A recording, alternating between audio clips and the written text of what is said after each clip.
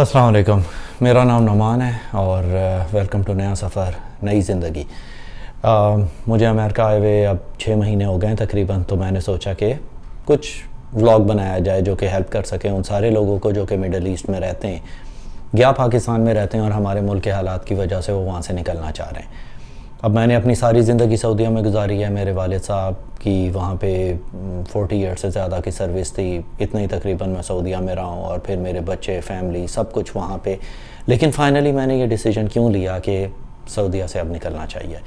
बहुत सारी उसकी रीज़न्स हैं, उसके बारे में मैं आहिस्ता आहिस्ता बात करूँगा कि क्या वजूहात थी, क्यों मैं निकला। सबसे बड़ी चीज़ जो हम लोगों को जो कि सऊदीया में रहते रहे हैं उनके लिए ये है कि हम लोग कभी पाकिस्तान में नहीं रहे, तो हमारे लिए वापस जाके पाकिस्तान में रहना मुश्किल है। हम सरवाइव नहीं कर सकते और हमारे बच्चों के लिए तो बहुत डिफ़िकल्ट है, क्योंकि 1 महीना हम पाकिस्तान जाते हैं सिर्फ समर में, उसके बाद हम वापस आ जाते हैं सऊदी अरब, और वो 1 महीने में बच्चे जितने बीमार होते हैं और सारी चीज़ें, तो हमारे लिए वो ऑप्शन नहीं थी। दूसरी चीज़ ये थी कि सऊदीया में भी अब, क्योंकि आपको पता है सऊदाइजेशन हो रही है, कतर में कतराइजेशन हो रही है, इमारात में ऑफ कोर्स वो अपने नेशनल्स को रखना चाह रहे हैं। उसमें कोई बुरी बात नहीं है, उनका राइट है, वो रखेंगे, बिल्कुल रखेंगे, करना भी चाहिए। लेकिन इन सारे मुल्कों के अंदर मसला क्या है कि ये आपको कभी भी लिविंग राइट्स नहीं देते, कि सारी ज़िंदगी जैसे अगर मैं वहाँ पे रह लिया हूँ, अभी भी मेरे पास कोई वहाँ पे राइट्स नहीं है कि मैं अगर वहाँ पे दोबारा जाना चाहूँ तो मैं बग़ैर वीज़ा के जा सकूँ। ये सबसे बड़ी प्रॉब्लम है। अब ये है कि हम अपने पेरेंट्स को भी नहीं बुला के अपने पास रख सकते, ख़ुद भी वहाँ पे सेटल नहीं हो सकते आफ्टर रिटायरमेंट। तो मैंने पेरेंट्स का भी ये देखा कि सारी ज़िंदगी सर्व करने के बाद सऊदी अरेबिया उन्हें वापस पाकिस्तान जाना पड़ा। ठीक है, उन्होंने अपना बचपन वहाँ पे गुजारा है, उनके लिए शायद रहना वहाँ पे आसान हो। इस एज में आसान तो नहीं होता, लेकिन फिर भी आपके पास और कोई ऑप्शन नहीं है। अब जब आप सऊदी अरेबिया में रहते हैं, जैसे मेरे भी बच्चे थे, मैंने कहा मेरे लिए तो ये बहुत मुश्किल हो जाएगा कि मैं अपने बच्चों को पाकिस्तान में सेटल करूं, अगर खुदा न खास्ता मेरी जॉब का कोई मसला होता है, जो कि नहीं था। मैं रिज़ाइन करके आया हूं वहाँ से और उसकी मुझे पेनल्टी भी पे करनी पड़ी, दैट्स फाइन, उसके अंदर कोई इशू नहीं है, लेकिन डिसीजन बुरा नहीं था। अल्हम्दुलिल्लाह अभी मुझे तकरीबन कोई 6 महीने हो गए। फ़र्स्ट इम्प्रेशन कोई इतना ख़ास फ़र्क नहीं लगा मुझे सऊदीया से आने के बाद एनवायरनमेंट पे, लेकिन मैं फिर भी कहूँगा, जैसे आप मेरी बैकग्राउंड में देख रहे हैं, हम सऊदीया से निकल जाते हैं, सऊदीया हम में से नहीं निकलता।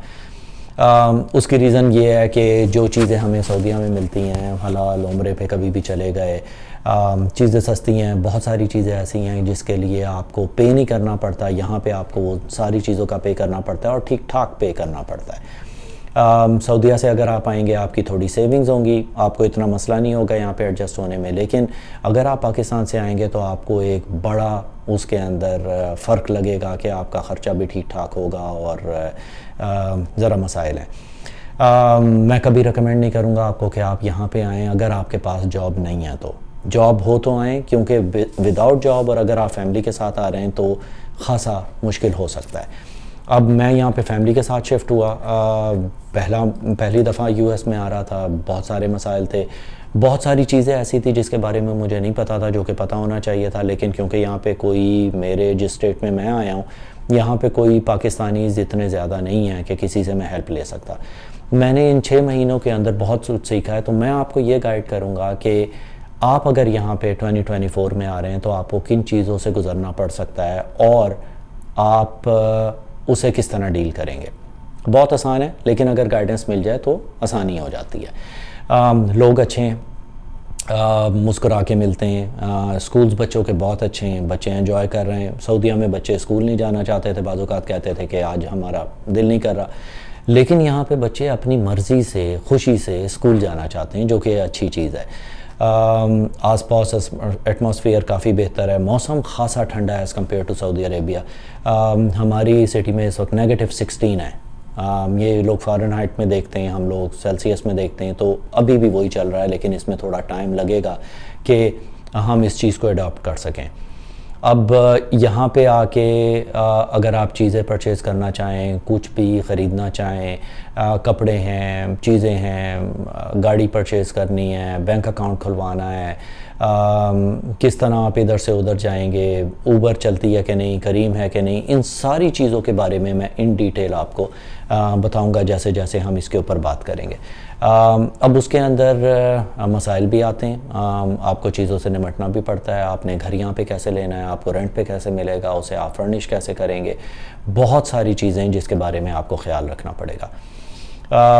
इस्लामिक कल्चर है कि नहीं है, बिल्कुल है। हमारी मस्जिद के अंदर जहाँ पे जिस स्टेट में मैं हूँ, यहाँ पे अच्छी चीज़ क्या है कि संडे स्कूल्स होते हैं। अब संडे स्कूल्स के अंदर ये है कि उन्होंने करिकुलम पूरा बनाया हुआ है बच्चों के लिए, जिसके अंदर इस्लामिक एजुकेशन है। उसके अंदर ये लोग बच्चों को सूरतें वगैरह हिफ्ज़ करवाएंगे, इस्लामिक एजुकेशन देते हैं, क्योंकि इन मुल्कों के अंदर ये चीज़ें लाजमी हैं, क्योंकि माहौल खुला है, आपको भी पता है। अब बच्चों को पता होना चाहिए कि क्या वो कर सकते हैं, क्या नहीं कर सकते हैं। लेकिन ऐसी बात नहीं है कि आप यहाँ पे आएंगे तो आपको आपके बच्चे दीन से निकल जाएंगे। वो सारा आपके ऊपर है कि आप उसे किस तरह लेके चलते हैं। आप अपनी तरफ से कोशिश कर सकते हैं, बाकी अल्लाह मालिक है। हमारे ऊपर भी हमारे वालिदैन ने मेहनत की, आपको भी अपने बच्चों के ऊपर मेहनत करनी पड़ेगी, उनसे दोस्ती रखनी पड़ेगी, पता रहे कि उनके स्कूल में क्या हो रहा है, बच्चा कंफर्टेबल हो के आके आपको बताए, और सारी चीज़ें डाइवर्सिटी का ख्याल रखते हैं। मेरे बच्चों ने रिक्वेस्ट की कि हमें मस्जिद चाहिए, स्कूल में मस्जिद नहीं थी, उन्होंने मस्जिद अरेंज करके दी।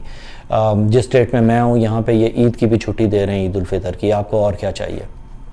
तो चीज़ें फ़र्क हैं। मैंने अपने वर्क प्लेस पे बताया कि जुमे के दिन मुझे इस टाइम पे जाना होगा, मुझे जुमे की नमाज़ पढ़नी होती है। उन्होंने कहा कोई इशू नहीं है, ये चीज़ आप सऊदीया में या पाकिस्तान में इतने आराम से नहीं देख सकते। तो बहुत सारी मिसकंसेप्शंस हैं लोगों के जहन के अंदर इन सारे ममालिक के बारे में, जो कि मैं वक्त के साथ साथ क्लियर करूँगा। अब मेन फोकस मेरा यही होगा कि अगर आप उन मुल्कों से निकल के आना चाह रहे हैं, अमेरिका आना चाह रहे हैं, या अगर आप कनाडा जाना चाह रहे हैं, ऑस्ट्रेलिया जाना चाह रहे हैं, तो उसकी क्या रिक्वायरमेंट्स है। अब सबसे बड़ी चीज़ होती है कि जब भी आप ऑस्ट्रेलिया या कनाडा के बारे में सोचते हैं तो आपके जहन के अंदर आता है कि यार आइल्स देना होगा, डिग्री वेरिफिकेशन, ये वो सारी चीज़ें। अमेरिका में ये कोई ड्रामा नहीं है। यहाँ पे अगर आपके पास जॉब ऑफ़र है, वो आपको डॉक्यूमेंट्स भेजेंगे, आपने अपॉइंटमेंट लेना है, आप उनके कौंसलेट या एम्बेसी को विज़िट करेंगे, वीज़ा लगेगा। मेरा प्रोसेस 3 महीने का था, उसके अंदर सारा कुछ क्लियर हुआ और 3 महीने के अंदर मैं अल्हम्दुलिल्लाह यहाँ पे आ गया। हो सकता है मेरा डिफरेंट हो, आपका इतना डिफरेंट ना हो, डिपेंड करता है आप किस जॉब कैटेगरी के अंदर आ रहे हैं, आप क्या करना चाहते हैं और किस तरह आप एंटर होंगे। अब कनाडा और ऑस्ट्रेलिया की सबसे बड़ी प्रॉब्लम यह है कि आपको आइल्स देना होता है। मैंने भी दिया, मैंने भी ट्राई की थी वहाँ की, लेकिन सबसे बड़ी प्रॉब्लम कनाडा की ये है, एक तो आइल्स का है, आप जब भी आइल्स देंगे स्कोर्स चेंज हो जाते हैं। अब वो मुस्तकिल चेंज होते रहेंगे और आप एजेंट्स को भी फ़ीस देंगे। मैंने किसी को $1 भी नहीं दिया यहाँ पे आने के लिए, जो नॉर्मल फ़ीस है गवर्नमेंट को पे की है, और उसके बाद डायरेक्ट यहाँ पे आ गया। मैंने ये भी देखा है कि जो कनाडा में कुछ लोग रहते हैं वो यहाँ पे आके जॉब कर रहे हैं। अब कुछ तो रीज़न है, या तो वहाँ पे टैक्सेस ज़्यादा हैं, या यहाँ पे लाइफस्टाइल ज़्यादा बेहतर है, तो वो यहाँ पे आके जॉब करना ज़्यादा पसंद करते हैं। तो बहुत सारे कंपैरिजन्स होंगे चीज़ों के बारे में। अगर हमने कुछ ख़रीदनी है, कौन सी चीज़ें यहाँ पे लेके आनी है, कौन सी नहीं लेके आनी है, इलेक्ट्रॉनिक चीज़ों की ज़रूरत है कि नहीं है, तो ये हेल्प करेगा उन सारे लोगों के लिए जो कि मिडल ईस्ट या पाकिस्तान, इंडिया, बांग्लादेश वगैरह से यहाँ पे आना चाह रहे हैं। तो ये है मेरी नई ज़िंदगी और मेरा नया सफ़र, और इसी के ऊपर हम पूरे अपने व्लॉग्स रखेंगे कि मैं आपको एक एक चीज़ का बताऊँगा कि प्रोसीजर क्या होगा।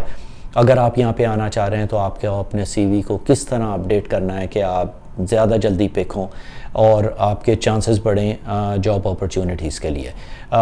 मैंने उसी हिसाब से अपना CV बनाया था, और उसके बाद जो मैंने रिस्पांस देखा कि कितने इंटरव्यूज़ हुए मेरे और कितनी तेज़ी से वो चीज़ें चेंज हुई, यही सारी चीज़ें मैं आपको गाइड भी करूँगा, टेक्निकली भी और वैसे भी कंसल्टेंसी के थ्रू। खैर एक्सपर्ट नहीं हूँ उसके अंदर कोई, लेकिन फिर भी जो चीज़ें मेरे लिए, जिन चीज़ों ने काम किया, वही चीज़ें मैं आपको बता सकता हूँ। ये है जी मेरा छोटा सा सफ़र, और आई होप आप लोग एंजॉय करेंगे। Let's see how it goes. Thank you very much, see you around.